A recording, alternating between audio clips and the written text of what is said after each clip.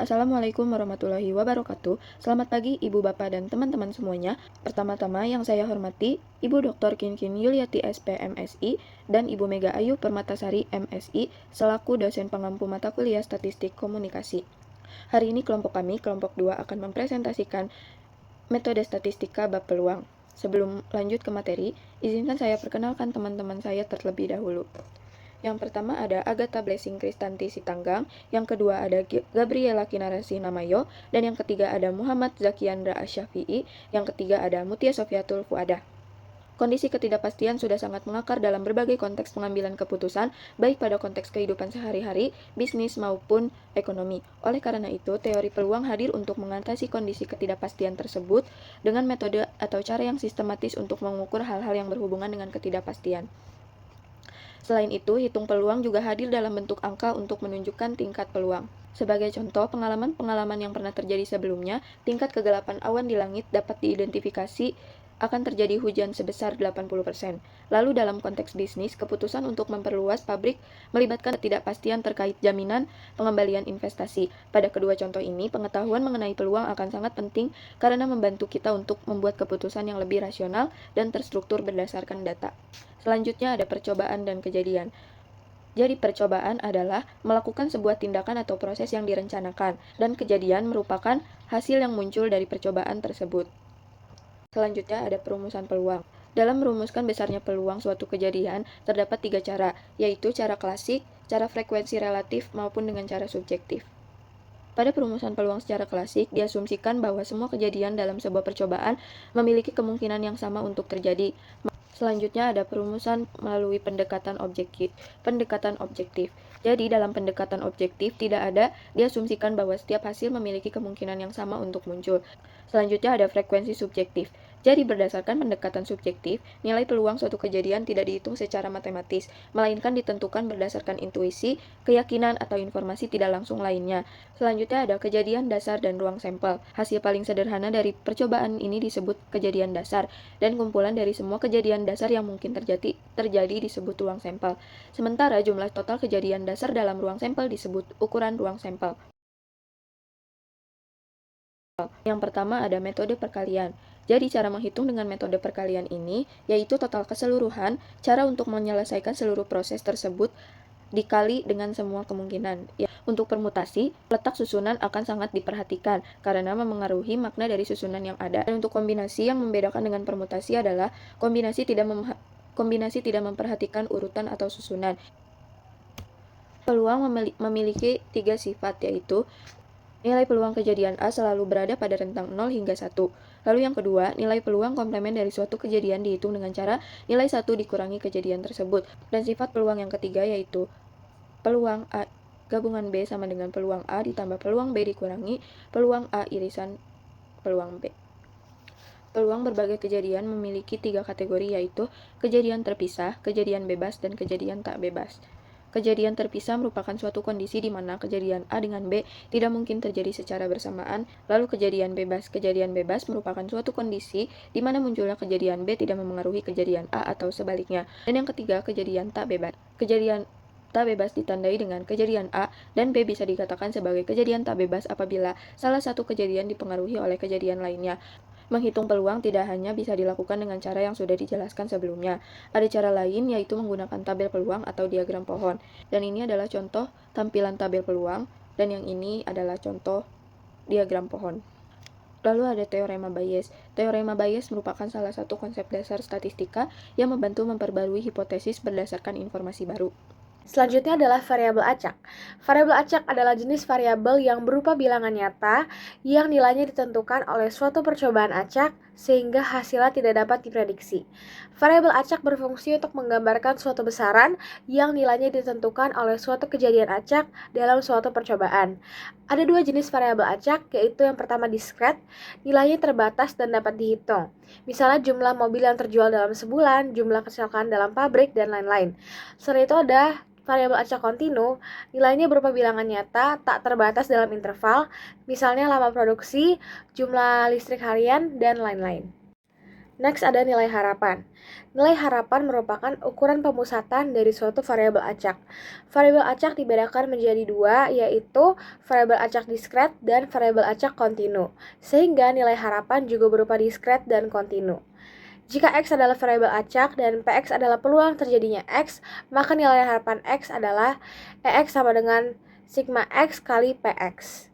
EX adalah nilai harapan X adalah variabel acak X, dan PX adalah peluang variabel acak X.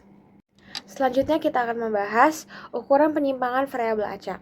Ukuran penyimpangan dari suatu variabel acak yang digunakan adalah standar deviasi dan koefisien variasi dari variabel acak. Untuk standar deviasi dapat diperoleh melalui rumus yang tertera pada layar, dan juga koefisien variasi variabel acak diperoleh melalui rumus yang tertera pada layar. Sekarang masuki materi atau sebab distribusi peluang. Secara umum, distribusi peluang dibagi menjadi dua, yaitu distribusi peluang diskret dan distribusi peluang kontinu.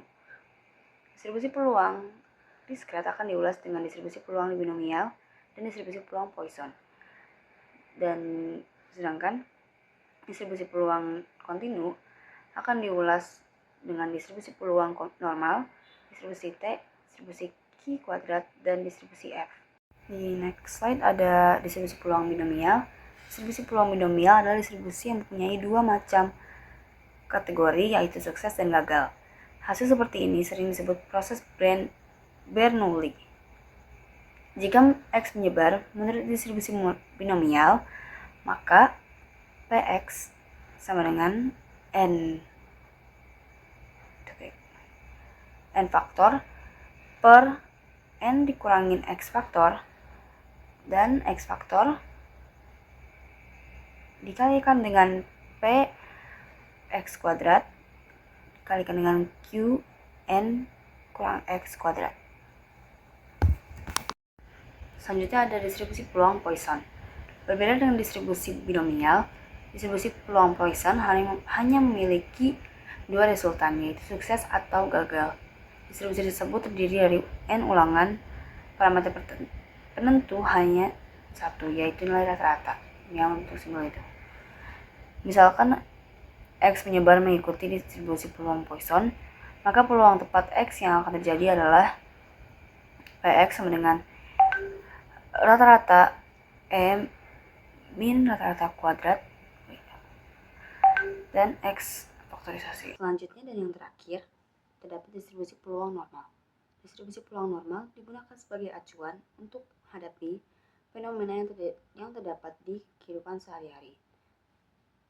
Distribusi peluang normal terdapat 3 rumus yang berbeda. Dapat dilihat di atas ini. Selanjutnya kita akan membahas distribusi T. Distribusi T memiliki bentuk kurva yang sama seperti distribusi normal, tetapi lebih datar dengan puncak yang lebih rendah dan ekor yang lebih lebar. Ciri-ciri menunjukkan bahwa distribusi T lebih cocok digunakan untuk sampel yang jumlahnya tidak terlalu besar. Semakin besar ukuran sampel, bentuk kurva distribusi T akan menjadi semakin mirip dengan distribusi normal. Distribusi T memiliki fungsi penting dalam memperkirakan nilai rata-rata dan menguji nilai tengah suatu perlakuan, terutama ketika populasi berdistribusi normal tetapi ukuran sampelnya terbatas. Untuk rumus distribusi T tertera pada layar. Selanjutnya adalah distribusi Q kuadrat. Distribusi Q kuadrat merupakan distribusi untuk variabel kontinu X yang besarnya sama dengan jumlah kuadrat dari sejumlah nilai Z untuk X yang menyebar normal. Nilai Q kuadrat berawal dari 0 sampai tak terhingga, sehingga menjadi sedikit berbeda dengan distribusi T. Bentuk kurvanya bermacam-macam dan tergantung pada derajat bebasnya. Semakin besar derajat bebasnya, semakin simetri juga bentuk kurvanya. Tabel distribusi Q kuadrat diperlukan untuk memperkirakan besarnya ragam populasi atas dasar sampel yang diambil secara acak. Dan untuk rumus distribusi Q kuadrat dapat dilihat di layar. Dan yang terakhir kita akan membahas distribusi F. Distribusi F adalah distribusi variabel kontinu dengan F merupakan rasio dari ragam sampel yang diambil secara acak dari populasi normal. Bentuk distribusi F tidak hanya satu macam, melainkan berubah-ubah tergantung pada derajat bebas kedua ragamnya. Penggunaan tabel F hampir sama dengan tabel T dan tabel Q kuadrat. Bedanya tabel F mempunyai 2 derajat bebas. Dan untuk rumus distribusi F dapat dilihat di layar yang tertera. Kemudian kita lanjut ke latihan soal bab 3 tentang peluang. Soal pertama, direktur operasional bermaksud membangun 10 outlet yang semuanya berbeda bentuk. Berapa banyak cara untuk membangun 10 outlet tersebut di sepanjang sebuah jalan bila 6 outlet harus berada di salah satu sisi sedangkan 4 lainnya berada di sisi lain? Penjelasannya dengan A. Rumus kombinasi yaitu N kombinasi R sama dengan N faktorial per R faktorial dalam kurung N kurang R faktorial menghasilkan 210. Kemudian B. Rumus permutasi. Banyaknya cara membangun 6 outlet adalah 6 faktorial yang hasilnya 720 dan banyaknya cara membangun 4 outlet adalah dengan 4 faktorial yang hasilnya adalah 24. Kemudian C kita hitung total semua caranya 210 dikali 720 dikali 24 menghasilkan 3.628.800. Next ke nomor 2.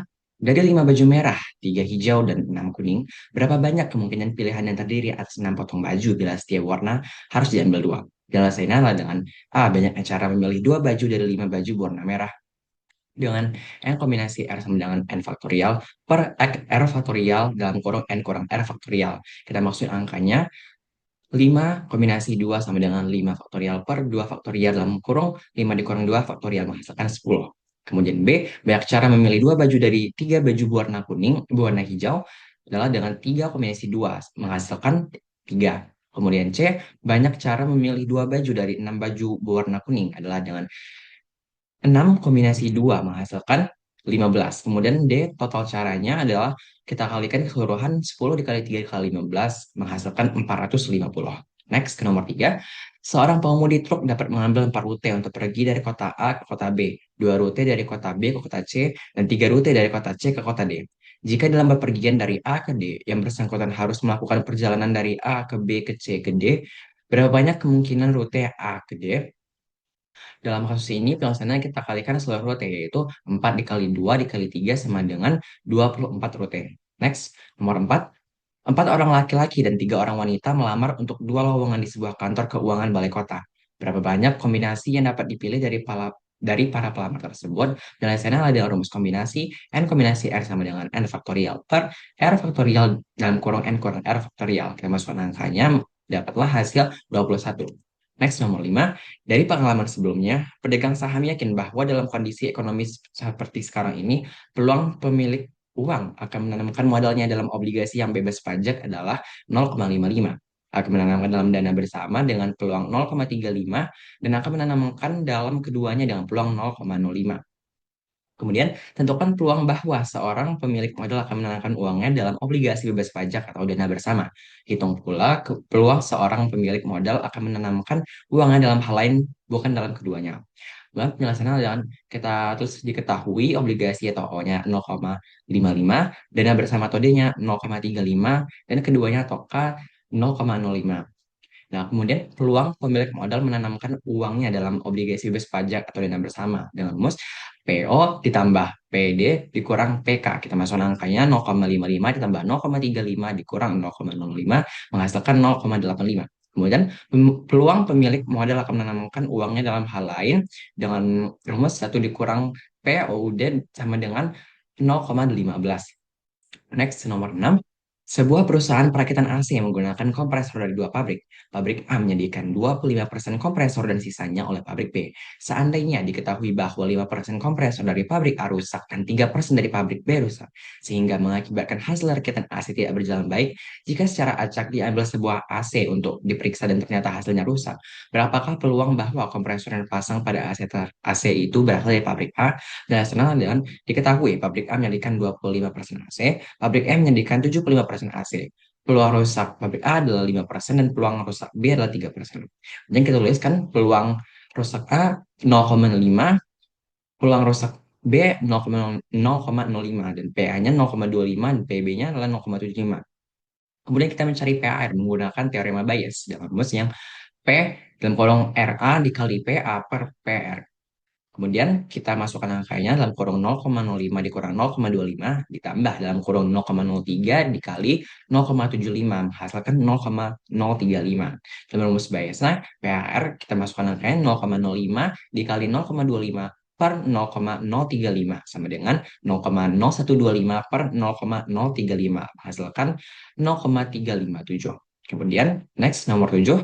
Sebuah perusahaan besar menyediakan 3 motel bagi akomodasi rekannya. Dari catatan sebelumnya diketahui 20% rekanan ditampakkan di anggrek, 50% di melati, dan 30% di kaktus. Bila 5% dari kamar-kamar di anggrek, 4% dari melati, dan 8% dari kaktus mengalami kerusakan pipa air ledeng, hitunglah peluang seorang rekanan mendapat kamar dengan pipa air ledeng yang rusak. Hitung juga peluang seorang rekanan yang diketahui mendapat kamar dengan pipa ledeng rusak ternyata menginap di melati. Kemudian penyelesaiannya dengan kita tuliskan probabilitas memilih motelnya, PA atau peluang anggrek adalah 0,20, PM atau peluang melati 0,50, dan PK atau peluang atos 0,30. Kemudian probabilitas kerusakan pipa air di motel PRA atau anggrek 0,05, PRM 0,04, dan PRK 0,08. Kemudian probabilitas setelah kerusakan pipa air ledeng adalah PR sama dengan PRA dikali PA ditambah PRM. Kemudian kita masukkan angkanya menghasilkan 0,054 atau 5,4%. Kemudian peluang menginap melati pipa air rusak dengan teorema Bayes menghasilkan angka 0,3704 atau 37,04%. Next, nomor 8, Sriawati MBA menjabat sebagai Presiden Direktur Sunset Corporation, perusahaan yang telah merencanakan untuk memasarkan suatu produk baru. Jika tidak ada pesaing, ia menggambarkan pemasaran produk tersebut akan sukses dengan peluang 80%. Jika ada pesaing, ia mengestimasi peluang pemasaran akan sukses 65%. Ia juga menggambarkan terdapatnya kemungkinan 30% untuk mendapatkan pesaing. Berapa persen peluang suksesnya pemasaran produk tersebut dilaksanakan dengan probabilitas sukses jika tidak ada pesaing adalah 0,80, jika ada pesaing 0,65, tidak ada pesaing 1 dikurang P pesaing 1 dikurang 0,30 sama dengan 0,70. P ada pesaing 0,30. Kemudian kita menghitung probabilitas total sukses menggunakan hukum probabilitas total, yaitu PS sama dengan PSNP dikali PNP ditambah PSP dikali PP. Kemudian dapatlah hasilnya 0,755 atau 75,5%. Kemudian next nomor 9, peluang sebuah mobil untuk memerlukan penggantian oli adalah 0,25. Peluang mobil tersebut memerlukan penyaring oli baru adalah 0,4. Kemudian peluang mobil memerlukan penggantian oli dan penyaring oli adalah 0,14. Menurut Anda, berapa peluang penyaring baru diperlukan bila oli harus diganti? Atas dasar teori peluang, bila penyaring baru diperlukan, berapa peluang olinya harus diganti? Dan penyelesaiannya dengan peluang mobil perlu diganti oli adalah 0,25, penyaring peluang penyaring oli baru 0,40, dan peluang pengganti oli dan penyaring oli 0,14. Dan kita menghitung peluang penyaring baru diperlukan bila oli diganti. Rumus probabilitas persyarat yang menghasilkan 0,56 atau 56%. Dan peluang oli harus diganti jika penyaring baru diperlukan yaitu 0,35 atau 35%. Next, nomor 10, sebuah perusahaan yang bergerak di bidang transportasi ingin meningkatkan pelayanan mereka berkenaan dengan ketepatan waktu agar bisa bersaing dengan perusahaan sejenis. Suatu saat, perusahaan tersebut mendapat order untuk mengangkut barang dari Jakarta ke Bandung. Perusahaan tersebut dihadapkan pada dua alternatif rute yang akan dilalui, yaitu melalui Ciawi atau Cikampek. Berdasarkan pengalaman mereka selama ini, data yang bisa diperoleh adalah 40% pengangkutan dari Jakarta ke Bandung adalah melalui Ciawi. Kemudian peluang pengangkutan melalui Ciawi jika diketahui tepat waktu adalah 30%. Sedangkan pengangkutan yang tepat waktu tiba di Bandung adalah 70%. Berapa peluang suatu pengangkutan dari Jakarta ke Bandung melalui Cikampek dan tepat waktunya tiba di Bandung? Menurut Anda, dengan menghitung peluangnya, agar pengangkutan tersebut tepat waktu, lewat mana yang lebih baik melalui Ciawi atau Cikampek? Ada perhitungan menggunakan teorema Bayes, kita dapat kesimpulan bahwa Cikampek lebih baik karena persentase waktunya itu lebih tinggi dengan angka 77,8% dibanding Ciawi yang hanya 22,2%. Next, nomor 11. Toko setuju menerima 3, 4, 5, atau 6 order melalui telepon per jam dengan peluang masing-masing 0,1, 0,4, 0,3, dan 0,2. A. Hitunglah nilai harapan jumlah panggilan order per jam, dan B. Perkiraan jumlah panggilan order setiap minggu 50 jam kerja. Kemudian penyelesaiannya dengan A, nilai harapan. EX sama dengan sigma X dikali PX. Kita masuk angkanya 0,3 ditambah 1,5 0,6 ditambah 1,5 ditambah 1,2 menghasilkan 4,6. Dan untuk B total order 50 jam kerja, ada EX dikali total jam kerja. EX ada 4,6 tadi, kemudian dikali 50 jam kerja dikali 50 menghasilkan 230. Maka total order seminggu 50 jam kerja adalah 230 order. Next, nomor 12. Gramedia cabang Kelapa Gading membeli komputer untuk dijual kembali. Pembelian dilakukan secara bertahap. Tiap-tiap tahapnya 50 komputer. Menurut pengalaman 96, komputer yang dibeli pada setiap tahapnya itu bagus. Dari informasi yang terkumpul juga diketahui bahwa peluang 1, 2, 3, dan 4 komputer rusak masing-masing adalah 0,02, 0,01, 0,006, dan 0,004. Hitunglah nilai harapan jumlah komputer yang rusak pada suatu tahap pembelian. Kemudian berdasarkan dengan EX sama dengan sigma dalam kurung X dikali P 2 kurang X tutup kurung.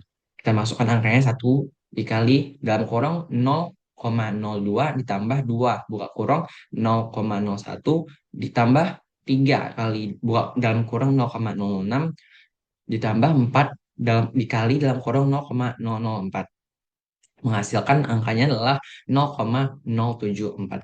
Next, nomor 13. Pelanggan yang masuk ke toko buku, 80% membeli satu lusin buku tulis, 20% pelanggan membeli buku cetak, 2/3 pelanggan yang membeli buku cetak membeli 2 buku tulis, sisanya membeli 4. 40% dari pelanggan yang membeli buku cetak membeli lagi satu lusin buku tulis untuk dibawa pulang. 60% lagi langsung pulang. Hitunglah nilai harapan jumlah buku yang dibeli setiap pelanggan. Kemudian pertanyaannya jangan diketahui 80% membeli satu lusin buku tulis, 20% pelanggan membeli buku cetak. Kemudian 2/3 dari 20% tadi membeli 2 buku tulis dan sisanya yaitu 1,3 membeli 4 buku tulis. Kemudian dari yang membeli buku cetak 40%-nya membeli satu lusin buku tulis untuk dibawa pulang, sedangkan 60% lagi langsung pulang. Kemudian dijawab dengan 80%, yaitu sama dengan 80/100 atau 0,8 dikali satu lusin 12 sama dengan 9,6. Kemudian 20% sama dengan 0,2. Kemudian pelanggan membeli tulis kita masukkan dalam besar 2/3 dalam kurung 2/3 dikali 2 ditambah dalam kurung 1/3 dikali 4 sama dengan 4/3 ditambah 4/3 menghasilkan 8/3 atau 2,66. Kemudian kita totalkan EX sama dengan sigma dalam kurung X dikali PX. Kita masukkan angkanya dalam kurung 0,8 dikali 12 ditambah dalam kurung 0,2 dikali buka kurung 2,66 ditambah 4,8 tutup kurung. Menghasilkan 9,6 ditambah 1,49. Dan hasil akhirnya adalah 11,9. Pada nomor 14 diketahui biaya persiapan ditetapkan sebesar $8.000. Lalu keuntungan bersihnya ada $25.000, kemungkinan menangnya 15% yang berarti peluang kalahnya yaitu 85%. Lalu yang ditanyakan adalah berapa IMV keuntungannya? Lalu penyelesaiannya menggunakan rumus IMV, yaitu peluang dikali dengan biaya. Nomor 15, lalu penyelesaiannya seperti ini dan menghasilkan IMV yang akan dibayar oleh perusahaan asuransi yaitu sebesar 1.710. Lanjut ke soal nomor 16, penyelesaiannya seperti ini. Pertanyaan pertama diselesaikan dengan rumus IMV dan yang kedua diselesaikan dengan rumus standar deviasi lalu kemudian dihitung koefisien variasinya. Lalu nomor 17, penyelesaiannya menggunakan rumus IMV laba. Lalu nomor 18, pertanyaan pertama dihitung menggunakan rumus IMV, menghasilkan kesimpulan bahwa perusahaan harus melakukan promosi. Dan pertanyaan kedua dihitung menggunakan standar deviasi, lalu dihitung kembali menggunakan koefisien variasi, dan menghasilkan koefisien variasi sebesar 500%. Next, untuk nomor 19, seorang penjaga toko mempunyai peluang 10% untuk menjual produk pada kunjungan setiap pelanggan. Jika pada suatu saat ada 15 orang pelanggan yang berkunjung, hitunglah A. Peluang kurang dari 3 produk terjual, B. Peluang paling sedikit 1 produk terjual, dan C. Tidak ada produk yang terjual. Untuk menjawab soal nomor 19, dapat diselesaikan menggunakan rumus peluang dan jawaban tertera pada layar. Selanjutnya nomor 20, sebuah perusahaan di Jakarta mempunyai 4 mobil operasional. Peluang setiap mobil dapat digunakan adalah 0,75. Jika ada sebuah order yang membutuhkan mobil, berapa peluang ada mobil yang tersedia? Untuk menjawab soal nomor 20, untuk peluangnya diketahui yaitu 0,75. Peluang dapat dicari menggunakan rumus 1 dikurang 0,75 sama dengan 0,25 dan N-nya sama dengan 4. Dan jawaban untuk nomor 20 tertera pada layar. Selanjutnya nomor 21, sebuah bot olahraga pancing menangkap 3 ikan tuna dalam 5 hari. Jika diasumsikan penangkapan ikan tuna ini mengikuti distribusi Poisson, hitunglah A, peluang menangkap 2 ikan tuna dalam 3 hari dan B, peluang tidak mendapat ikan tuna dalam 1 hari. Untuk menyelesaikan soal nomor 21, dapat menggunakan rumus distribusi Poisson dan cara penyelesaian serta jawabannya tertera pada layar.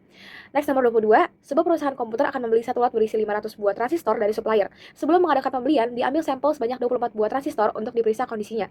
Jika hasil pemeriksaan menunjukkan terdapat 3 atau lebih transistor rusak, maka transistor tersebut akan dikembalikan lagi kepada supplier. Jika setiap 1 lot transistor ini ternyata berisi 25 buah transistor yang rusak, berapa peluang transistor tersebut diterima? Untuk soal nomor 22, dapat diselesaikan menggunakan rumus P dalam kurung X sama dengan K, sama dengan dalam kurung DK, dalam kurung N min D, dalam kurung N min K per N min N. Keterangannya N sama dengan 500, D sama dengan 25, N sama dengan 24, dan K yaitu adalah transistor rusak dalam sampel. Untuk cara penyelesaian dan jawaban tertera pada layar. Selanjutnya nomor 23, sebuah organisasi sosial membutuhkan pekerja sukarela. Organisasi ini menghubungi masyarakat sekitarnya melalui telepon.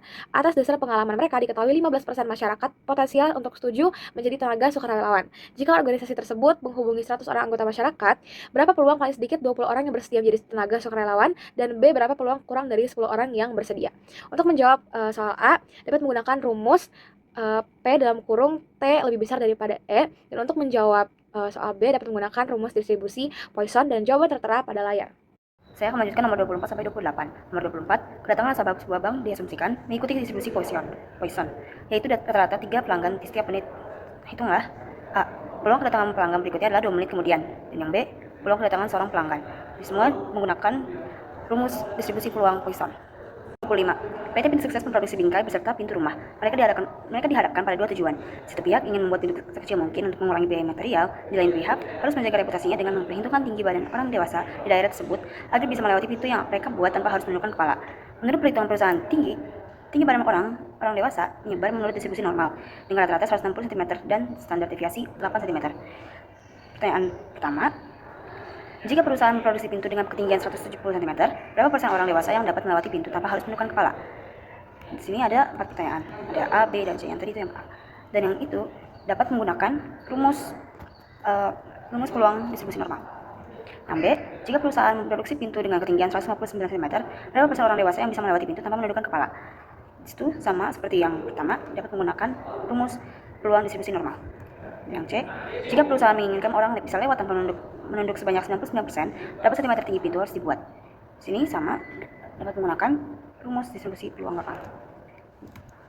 Dan untuk yang D, jika diketahui setiap penambahan ukuran tinggi pintu sebanyak 1 cm akan menambah biaya Rp700, sedangkan penerimaan tetap mendapatkan Rp145.000, tidak tergantung ukuran pintu. Berapa persen orang dewasa yang bisa melewati pintu tanpa harus menunduk kepala saat perusahaan menentukan tingkat laba dari sebuah pintu sebesar Rp23.000? Ini sama seperti yang sebelumnya, bisa menggunakan rumus distribusi peluang normal. Nomor 26. Peluang sebuah produk baru laku terjual di pasar adalah 0,5. Bila ada 100 unit produk baru diluncurkan di pasar, hitunglah peluang A, lebih dan 60% terjual, B, tepat 75 unit terjual, C, terjual hanya 25 unit. Di sini, pada nomor 26, di sini menggunakan rumus pendekatan normal pada distribusi binomial. Nomor 27. Dalam satu partai yang terdiri dan 2.500 produk, terdapat 20 produk yang cacat.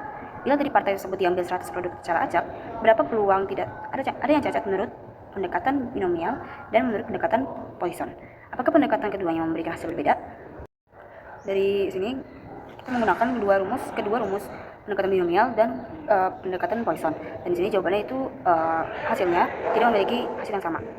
Nomor 28, pada suatu perusahaan, 25% karyawan dikategorikan sebagai karyawan yang merupakan pekerja baik. Jika dipilih 15 orang karyawan secara acak, gunakan pendekatan normal untuk menghitung peluang 4 orang karyawan masuk dalam kategori terbaik.